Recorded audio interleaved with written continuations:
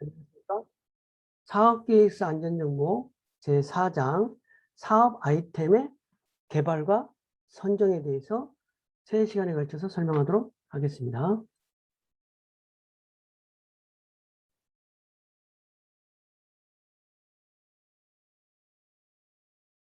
신규 사업, 특히 어떤 창업하는 데 있어서 창업을 하는 데서 어떤 아이템을 가지고 창업하느냐, 이것에 어떤 그 사업이 성공과 실패를 좌우하기 때문에 사업 아이템의 선정이 중요한데 그러한 성공 가능성이 있는 사업 아이템을 무작위적으로 선정하는 것이 아니고 어떤 프로세스를 거쳐서 사업 아이템을 선정했을 때 실질적으로 고객들에게 공감대도 이룰 수 있고 어떤 정말로 신상품이라든지 새로운 아이템을 발견했을 때 성공 가능성이 많기 때문에 어떤 개발에 대한 프로세스를 중심으로 설명하도록 하겠습니다.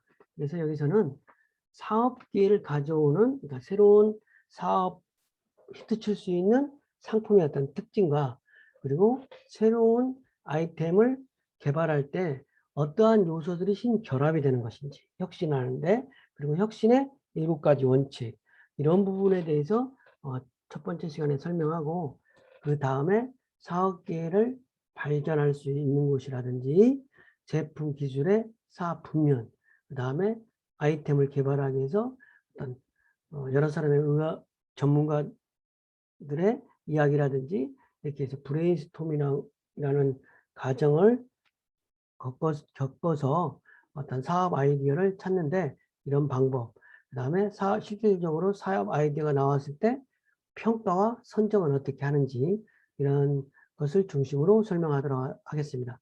이번 시간에는 새로운 사업 기회를 가져오는 히트 상품이 될 만한 상품의 특징, 새로운 어떤 사업의 특징, 그다음에 다양한 요소의 결합, 혁신의 7가지 원칙 부분을 중심으로 설명을 하겠습니다.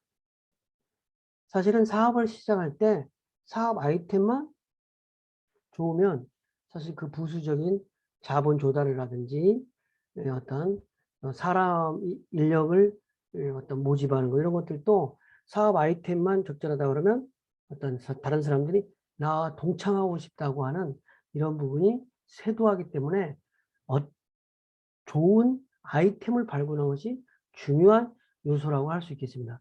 왜냐하면 어떤 세상에 좋은 아이템만 있다면 제조업자든 유통업자든 어떤 아이템만 있다면 그게 성공하기 때문에. 그런데 이제 이러한 성공하는 사업의 특징을 여기서 하버드 경영대학원에서 출판한 이대한 비전의 탄생이라고 하는 어떤 그 기업 창업에서 이렇게 일목요연하게 간추려 놓은 것이 있는데, 이것을 중심으로 새로운 사업계를 가져오는 상품의 특징을 설명하도록 하겠습니다.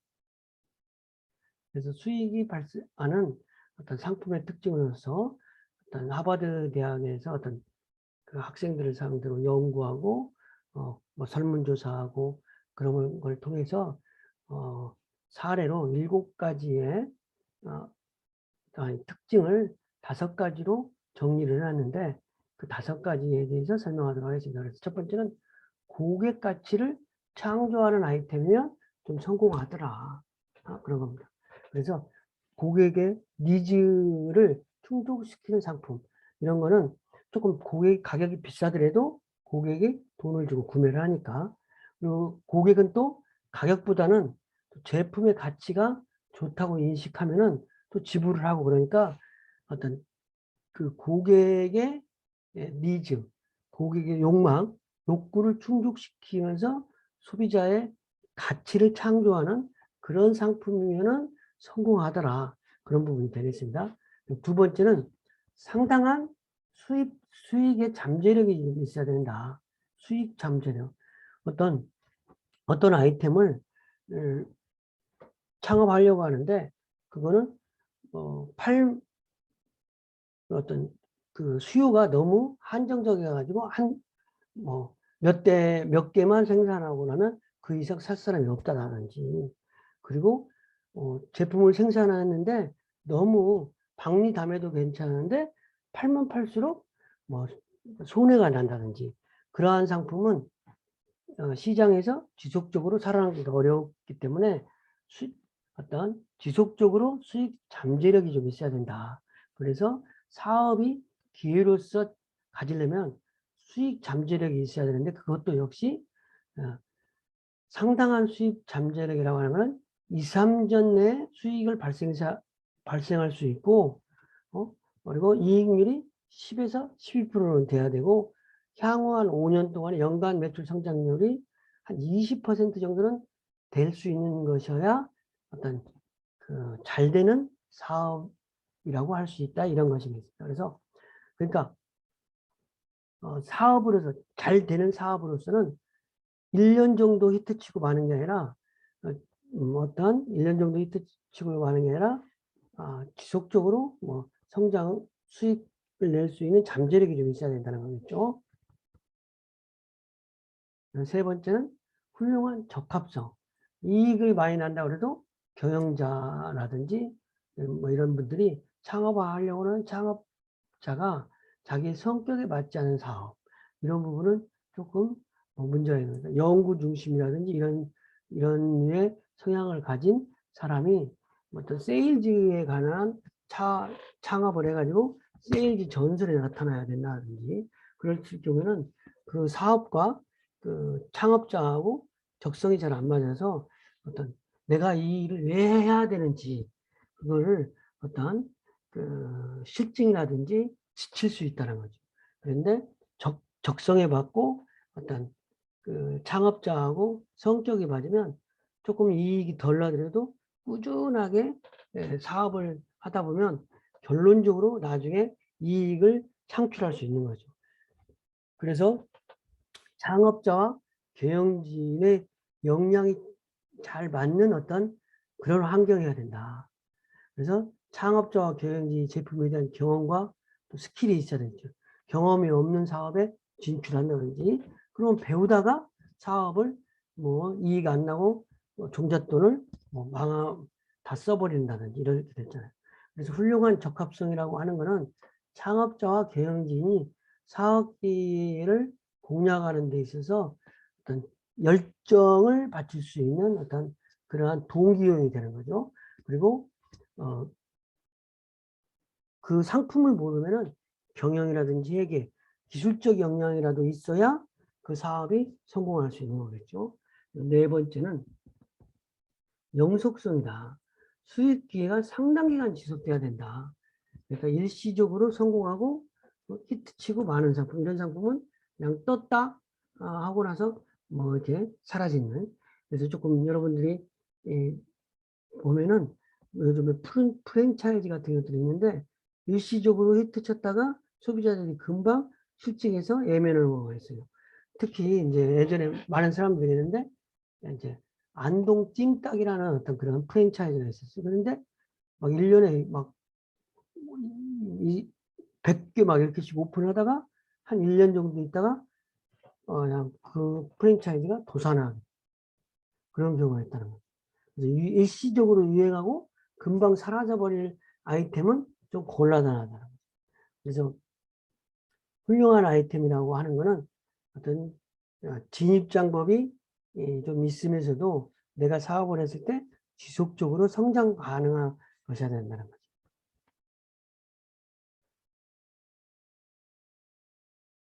자금 조달. 사업에 대한 아이템은 있어도 자기가 종잣돈이 없으면 사업을 할 수가 없게 되는 거예요. 그래서 자금 조달 원천, 시드머니라고 하는 거죠. 그런 부분이 갖춰져야 된다. 이런 부분이 되겠습니다. 그래서 유망한 사업적 아이디어는 친구, 가족, 은행으로부터 자금 조달이 원만하게 뒷받침 될 거라고 생각하는데 꼭 그렇지만은 않다는 거죠. 일정 부분은 자기 자본이 있어야 된다는 거죠. 그래서 새로운 사업 기회에 성공하려면 이런 5가지 요인은 필수적으로 갖춰야 된다. 그래서 고객에 대한 가치가 창조돼야 되고 상당한 수익 잠재력, 그 다음에 훌륭한 적합성, 그다음에 연속성, 그다음에 자금 조달. 뭐 적합성이라고 하는 건 그래. 우리 학생들도 전부 다 역량이 각각 다 다르잖아요.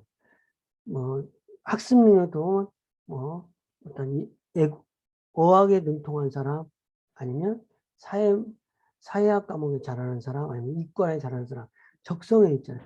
적성에 맞지 않은 공부를 하면 실증 나는데 적성에 맞는 공부를 하면 늦게라도 혼신의 힘을 발휘하기 때문에 성공할 수 있는 가능성이 높아진다는 거죠. 그래서 이러한 부분에 어떤 사업기를 가지는 제품의 특징 이런 거를 감안하면서 사업 상품을 개발해야 된다. 정리해 보면 가치 창조, 수익 잠재력, 적합성, 영속성, 자금 조달 이런 부분이 어떤 뒷받침이 돼야만 사업이 그런 상품이 성공할 수 있다. 새로운 기회를 창출할 수 있다. 이런 상황이 되겠습니다. 그다음에 새로운 아이템을 개발하기 위해서는 한 가지 요소만이 아니라 어떤 시너지를 가질 수 있는 여러 가지 요소가 결합되는 것이다. 우리가 그런 부분이 있잖아요. 전문가들이라든지 이런 사람이 한 5-6명이 모으면 어떤 아이디어를 발굴되면 집단 지성에 의해서 조금씩 변형해서 실질적으로 좀 다듬어서 하면은 진짜 좋은 아이디어가 되잖아요. 한 사람의 아이디어보다 여러 사람이 아이디어를 공유해서 그걸 좀 다듬어서 실질적으로 하나의 아이디어로 내면은 히트 상품이 될 수 있는 거다는 거죠. 그래서 사업의 아이디어의 발굴은 가장 기본적인 방법은 기존의 것들을 조금 더 새롭게 하는 것이다. 기존의 일신우일신. 그러니까 조금씩 기존에 있는 어제 있었던 것보다 오늘 조금 더 낫게 하는 방법. 장인 정신을 가지고 상품을 개발하는 방법. 그런 거잖아요. 외식 사업 같은 경우에 보면 육수 내는 부분이 상당히 핵심 키워드가 되는 경우가 많아요. 그래서 그 대치동의 음마 아파트에 오뎅하고 떡볶이 파는 유명한 집이 있는데 숙명여고 앞에서 하다가 이제 그 음마 아파트 상가 지하에 사는데 그 떡볶이 집의 육수는 보약을 다루는 것 같아. 떡볶이 육수인데 거의 보약의 육수를 다루는 것처럼 육수를 만들어서 거기에 떡볶이를 하고 오뎅을 이렇게 판다는 거죠.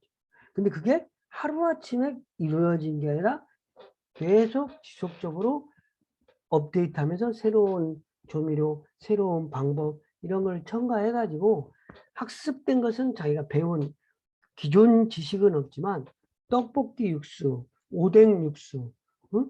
그거 하나만은 다들 열정을 바쳐서 개발했다. 그러다 보니까 사람들이 줄 서서 그 떡볶이를 먹기 위해서 줄 선다는 거죠. 어찌됐든 조금 그렇지만 지금부터 100여 년 전에 그 조셉 슈페트라는 부분이 혁신에 대해서 얘기했는데 혁신이라는 것을 얘기했는데 혁신이라고 하는 거는 그냥 어느 날 갑자기 나타난 게 아니라 자본주의의 발전은 창의성과 아이디어로 무장한 경쟁력 있는 젊은 기업들이 끊임없이 나타나 공룡처럼 비대해진 기존의 질서를 무너뜨리고 더 큰 부가가치를 창출하면서 발전하고 있다. 이렇게 이야기를 하고 그리고 이 혁신을 일으키기 위해서는 기존의 것이라도 상관없다.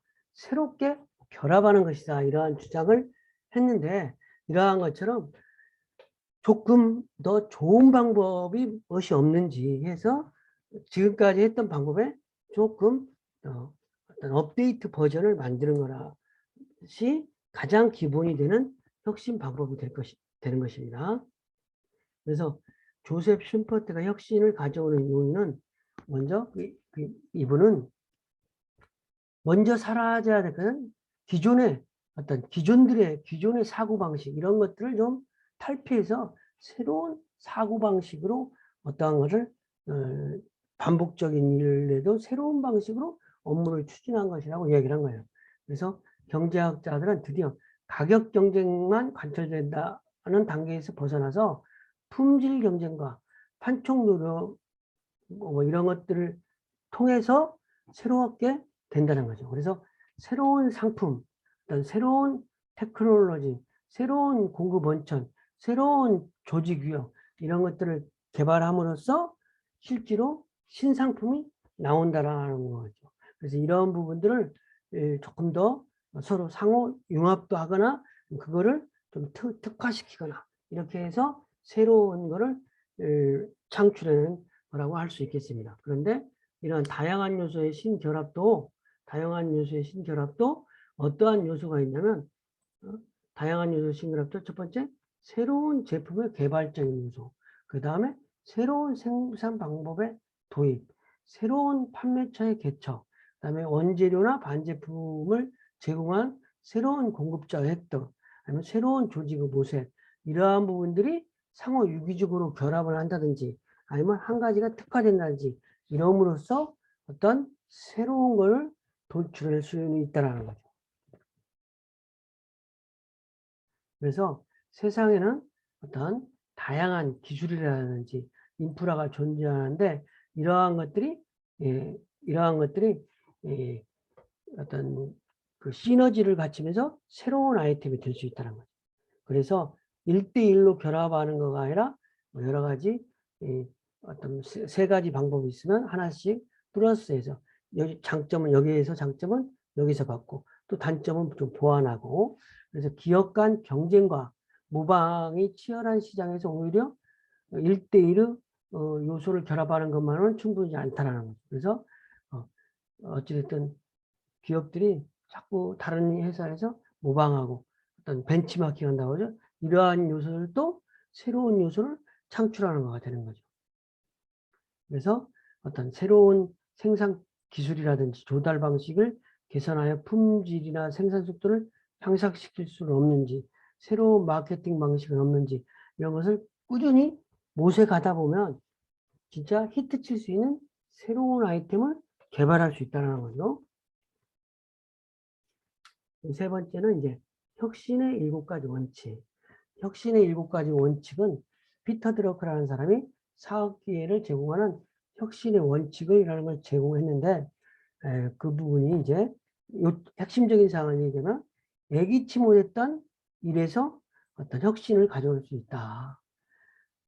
반복적으로 어떤 일을 하다 보면 이제 좀 한 번 할 때는 뭐 그런 생각을 못하지만 10번, 100번 똑같이 반복적인 일을 하다 보면 아 이렇게 하면 조금 더 잘하는 방법을 터득할 수 있는 거죠.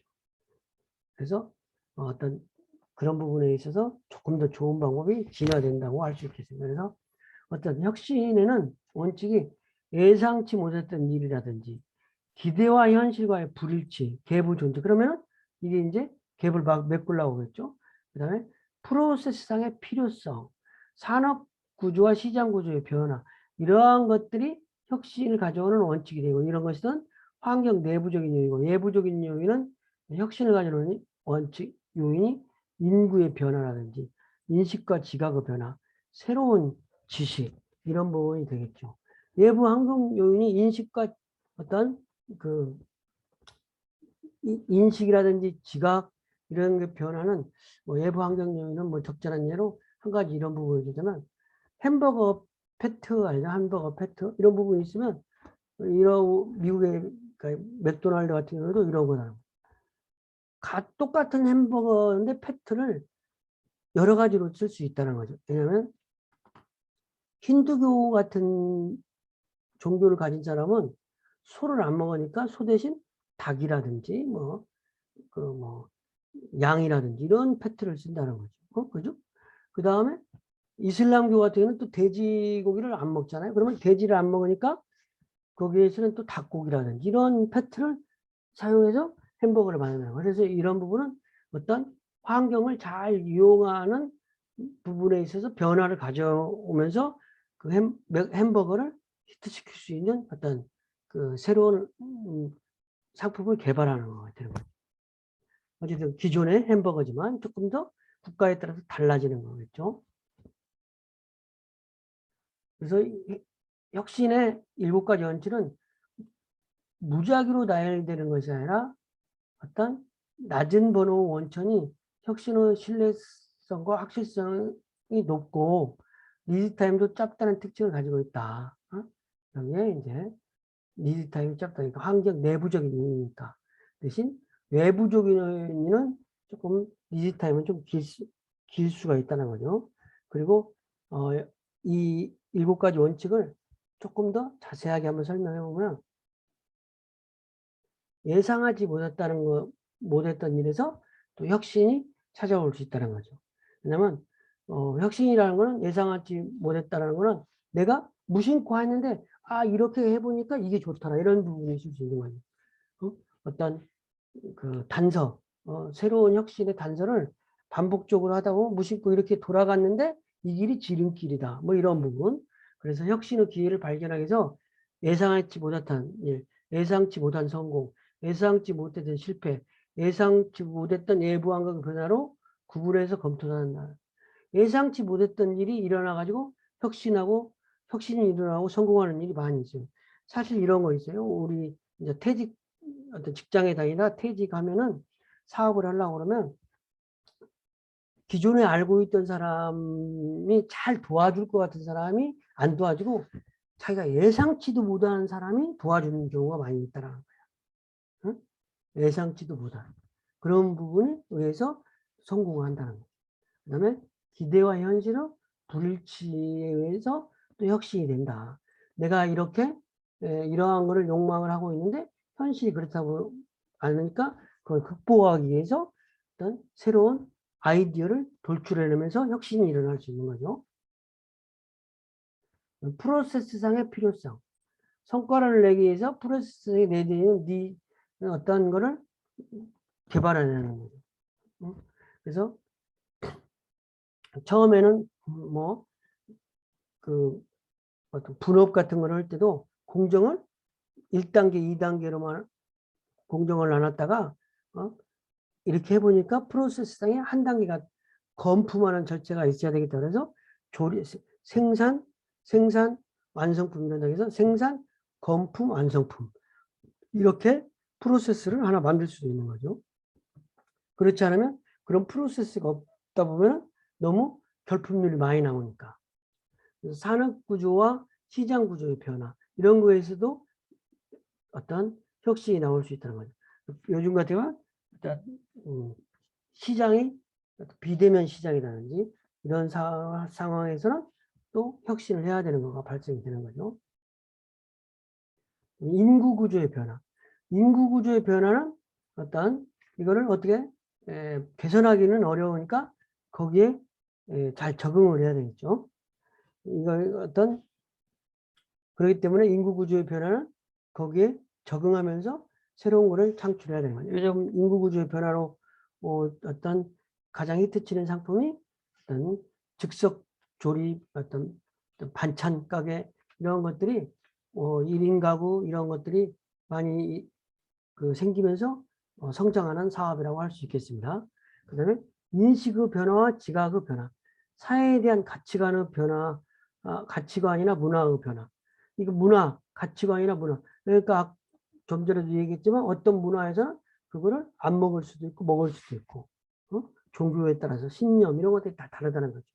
그래서 인식의 변화는 인구 구성 변화보다는 리타임에 문화를 변경시키기는 더 어려운 거죠. 그래서 이 부분은 정말로 어떤 그 문화에 적응하는 상품을 만들어야 되는 거예요.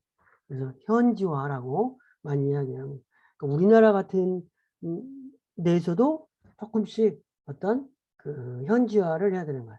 그러니까 유통업계 같은 데에서도 현지화를 하기 위해서 만약에 롯데백화점 같은 데서 광주에 출점을 할 때 어떤 광주 지역에 그 기존에 하고 있는 유통업체들이 반발할 수가 있잖아요. 그렇기 때문에 그런 부분을 반발을 좀 더 누그러뜨리기 위해서 그 지역에 어떤 오피니언 리더 이런 사람들에게 좋은 혜택을 가지고 입소문을 잘 내야 되잖아요. 그렇기 때문에 롯데백화점에서 광주에 가가지고 택시 자녀들한테 장학금을 주는 프로그램. 또 그다음에 그 광주여고 출신의 여자 동문들에게 마일리지를 만들었어요. 이렇게 하다 보니까 택시 기사들이 매일 택시 끌고 다니면서 어떤 입소문을 좌지우지하는데 롯데백화점이 출점하거나 롯데백화점이 좋다 이런 부분을 입소문을 내주는 거예요. 그 다음에 여고 동창들한테 해주니까 서울 같으면 그런 게 없겠지만 시골에 어떤 특정 명문학교 여자 동창회는 그 지역사회 오피니언 리더들의 부인이라는 게 좀 있다는 거지. 그래가지고 거기에 타겟을 맞춰서 마케팅을 합니다. 그러면서 거기를 어떤 인식을 좀 변화시키려고 어떤 새로운 지역에 현지화를 하는 거죠. 현지화. 그래서 인식의 변화와 지각상의 변화 이런 것들을 어떤 혁신을 가져오는 원천이 된다.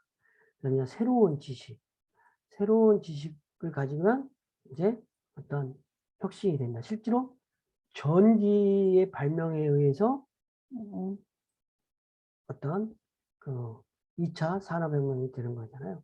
3차 산업혁명은 컴퓨터, 4차 산업혁명은 이동통신 이런 부분에 의해서 거의 산업 구조가 바뀌고 혁신이 일어난 거 아니에요? 그래서 그 혁신의 7가지 원칙은 이렇다.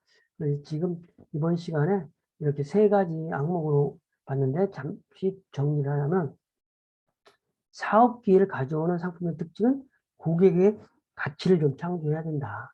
수익 잠재력이 좀 있어야 된다. 그 다음에 창업자하고 그 사업하고 적합성이 있어야 된다. 그리고 영속적으로 좀 이익이 날 수 있어야 된다. 자금 조달이 좀 되어 있어야 된다. 이런 부분이고 신결합이라고 하는 거는 새로운 제품의 어떤 성공하는 제품의 부분의 결합은 여러 가지 요소가 어떤 결합에 의해서 나타나는데 새로운 제품을 개발, 새로운 생산 방식의 도입, 새로운 판매체의 개척, 원재료나 반제품 제공, 새로운 공급업자 획득, 새로운 조직의 모색 이런 부분인데 2가지가 한꺼번에 일어날 수도 있고 여러 가지 어떤 점진적으로 일어나면서 어떤 새로운 요소를 제품을 생산해낼 수 있다는 거죠. 그 다음에 마지막으로 혁신의 7가지 원칙, 사업기를 제공하는 혁신의 원칙을 한 7가지로 이야기하자면 피터 드러그라는 분이 제시를 했는데 예상하지 못했던 일에 일어날 수 있다. 기대와 현실의 불일치에서 갭을 메꾸려고 할 때 또 일어날 수 있다. 프로세스상의 필요성에 의해서 일어날 수 있다. 그러니까 정거장 같은 경우에 뭐 그런 거 있잖아요. 정거장이 꼭 그런 거 아니지만 뭐 이렇게 뭐 요즘에 보면은 그 정거장은 신설하는 부분이 막 민원이 되잖아요. 처음에는 정거장이 없다가 중간에 뭐 어떤 소비자의 니드가 있으면 정거장을 새로 신설하듯이 프로세스라는 거에 제품 개발 프로세스라든지 마케팅 프로세스라든지 이런 프로세스 상에도 어떤 프로세스를 마케팅을 잘하기 위해서 어떠한 그 단계를 하나 설정해 놓은 것이 잘 될 수가 있잖아요. 그런 부분. 산업 구조와 시장 구조의 변화, 인구 구조의 변화, 인식과 지각상의 변화, 새로운 지식, 이러한 것들에 의해서 혁신이 이루어진다는 거죠. 이상 강의를 마치겠습니다. 감사합니다.